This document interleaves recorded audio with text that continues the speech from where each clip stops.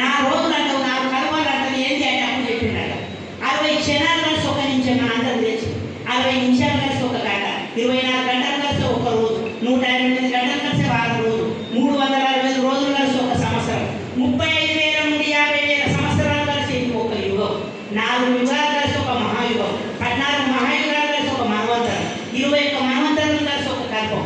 4 కల్పాలు బతికిన 4 కల్పాల కోసం భోజనం ఎందుకు, బట్టలు ఎందుకు అన్నాడు. కనుక 2 కాకు 2 చేతులు 2 చేయలేకుండా నాకు అతి కంటి కలతో నాకు నారాయణ పాండవ శక్తి దాదాపు చెప్పింది. మానవుడే మానవుడని మహనీయ చెప్పుడు, మనమే దేవుడమని పత్రి చెప్పుడు. మన లోపల దైవం ఉంటే కదా మనం మాట్లాడుతున్నాం. మన లోపల ఉన్న దైవం బయటికి పోతే తెల్లారితే బాధ్యత అవుతుంది.